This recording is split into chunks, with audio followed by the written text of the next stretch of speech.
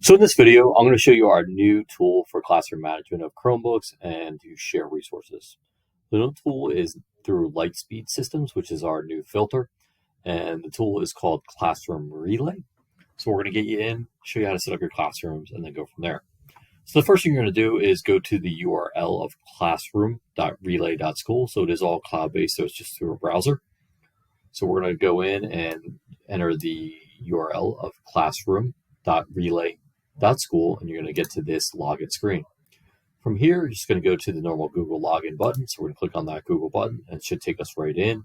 It might ask you that intermediate screen where it has your Google username, and you're going to select that. Once you're here, you're going to see your classes in the upper left-hand corner. These are all pulled from Skyward, so they should be fully loaded in here. So if I click on my arrow, I'm going to have a bunch of fake classes here, and then you're going to see all your classes listed here. If you click the Manage button at the bottom of your class list, it'll allow you to see all your classes on a full screen, and then you can rename them here by clicking on the three dots, or you can click the plus sign to add a manual class. But you shouldn't need to do that unless it's a club or kind of a random class that you're meeting outside of a schedule. We're going to go back here. So what we're going to need to do today is I'm going to show you how to set up your settings, and then we're going to go in and I'm going to show you how to access the information and then access the rules and send a link and then share your screen. So the first thing we're going to do is set up your class settings. So for each class, everybody must do this. You need to set up the time that you have this class. The system will only work while you have your students during that period.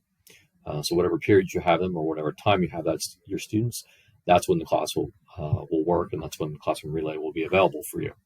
It will not work when students are at home. So if they're sick, you're not going to see them available. They're going to be offline, or after school hours or before school hours, they're not available.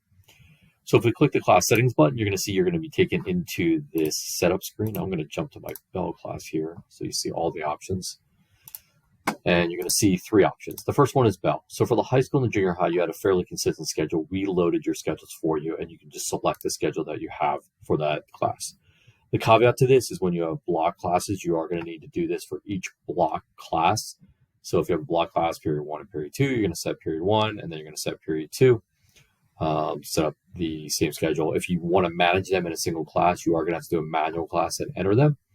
For Riften, because you don't have a set schedule, you're going to have to go to the second option, which is custom, and then choose the time that you're seeing or the students are with you. So you're going to go in here, choose Monday, Tuesday, Wednesday, Thursday, Friday, and then enter the time that they're with you. For the junior high and the high school, you do have some weird classes where you only see them every other day. And I think the junior high as well. I don't think this happens at Riften. You're going to need to choose actually every day. So instead of choosing every other, because we're on a 6-day cycle, you're going to choose every day. And I'm going to show you in a minute or two of how we turn the filter on and off. Even though they're with you, you're going to have to turn that filter on and off, unfortunately, just because you have this anomaly class where it's not consistent. I am trying to get them to add an additional schedule here, but for right now, this is how you're going to have to do it. All right, so once you get in there, you're going to see you can set the time. Be very explicit with this time. This has to be exactly when the class starts and exactly when the class ends. If not, you're going to step on each other's toes, and kids are going to be blocked once they go to their next class. They might have the filter still turned on, and those kind of things happening. So you want to be very careful with this configuration and make sure that this is set properly and that you set your right times. And then hit save. The last option is the ad hoc option, which is what I'm going to use now to show you how to set up a class. We're going to go to this fake class, and I'm going to activate the class settings. We're going to go to the ad hoc option. What this is just a temporary thing. Because I'm doing training here, I'm just going to activate the one class that I have, with my test student, just for this 30-minute period. So you would use this potentially if you have a class that's on an abnormal time. You had a fire drill, you had an assembly, you had a snow day, and you're not seeing those students during your normal time, but you still need to activate your Classroom Relay settings. So what you're going to do is just go to ad hoc, and we're going to choose the length of time. So if it's a 45-minute period, we can start it for 45 minutes, and you'll see it counts down. So once I activate this, you'll see it counts down up here. So once we configure all our classes, you're going to get back to this main screen. It's going to show us, I have one demo student logged in here, and you're going to see that they're checked in because we have an ad hoc set up for 45 minutes. So you're going to see the green little dot there, checked in. If they're in a red dot, it means that they're actually signed in somewhere else with another teacher, which is going to be a problem. And then you can log them in by checking them in. So you can go in, click on them, and they'll get an option to check them in. I don't have that option on the screen. but it'll allow you to check them into that settings. So these students are currently offline, so you're not going to see anything. So let's go into the student and check out what we can see. So right now you can see that I am currently on a Schoology tab. You can see it's a little blurry, but it renders itself then. I can go to the other tab. I can click over here and close that tab if they're not where it needs to be. I can click. I'll show you on that screen how quick it jumps. It's pretty quick. If we go to browsing history, you're going to see up to 90 days of browsing history. So if we go back into this, I can jump back to other days, and I can see the browsing history for that day if there's questions about where they were on a certain day. We can't do recordings, so recordings are currently not available. And then if we go back to this main screen, if you mouse over their image screen here, you're going to see three options. Start from the bottom, unlock, lock screen. So if I click that, I can lock that student screen. I can unlock that screen, or I can actually share the screen with everybody in the class. So I have this little option here, and it's going to bring up this screen and says, hey, do you want to share this student with everybody currently in the class? We can share that. So if that student's doing something really neat, we want to share with everybody, we can do that. So you can see it's a lot more than just monitoring students. It's really about sharing and collaborating and connecting with other students. All right, and then we can remove student, which we don't want to do normally. All right, so from this screen, you're going to see the option, the default generally is this list view because it's going to be more stable. It's going to show you what they're currently browsing and what they're most often browsed. If we go to screen view, it's going to show their screen, but you're going to see it's going to render and it may take a little bit. I can click on the plus sign or the expand sign. It's going to bring up that bar again where we see additional information. And then we can go back to list view that shows us kind of where they are. The heat map is kind of neat. This is artificial intelligence. Anything that's orange means that they're where they need to be. And then if they turn blue, it means they're kind of out of pace with everybody else. So if we have students that are all working on quizzes and Schoology and Skyward and everything else that is educational, and this student decides to jump to ESPN, you're going to see that this student's going to appear blue and kind of stand out saying, hey, this student might not be where they need to be. And it basically shows you that it has like an insight default. Now it's artificial intelligence, so it could be fine. Maybe students are all doing a book report and going different spots, but by default, it's been pretty good from what I've seen. Okay, so back to list view, you can go there. We can lock at the top these major class controls. We can turn off browsing altogether, so I can toggle that button. That's kind of the same thing as lock screen. I think lock screen would work better than turning browsing off for everybody.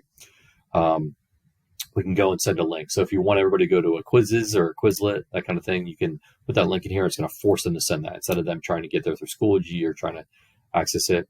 And then I can share my screen with all the students. So if your projector bulb goes out and we're working to get you a new bulb, you can then not stop instruction through projection. You can actually share your screen with all the students, or maybe a student has visual impairment or they can't see your screen.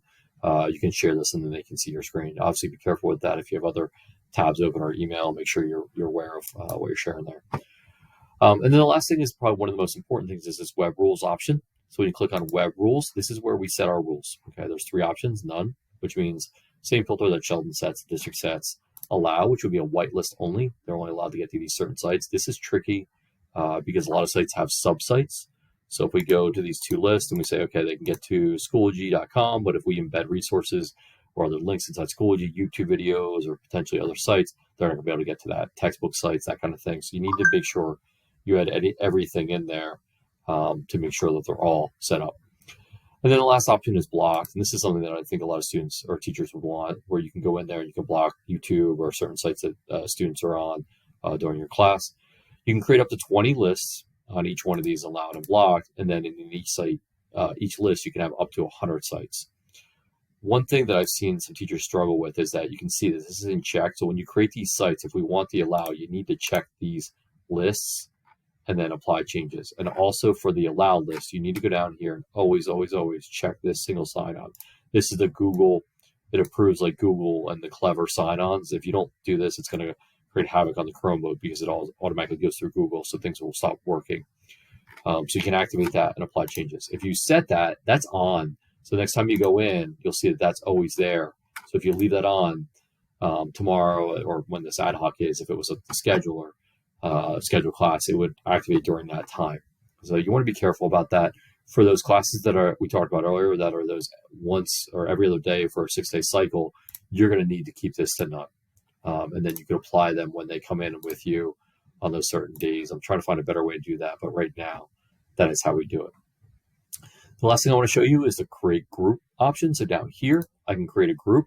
So if I want certain kids in group 1 and group 2, these are going to have different filter sets. So maybe certain kids are where they're supposed to be, and we're going to give them the option to remain outside the filter or extra filtered. And then there's a certain group of kids that are potentially need a little more guidance, and we're going to restrict them to just the sites that we want them to be to. So you can create 2 independent groups, and then you're going to be able to change the filters for each one of those groups, and modify those how you see fit.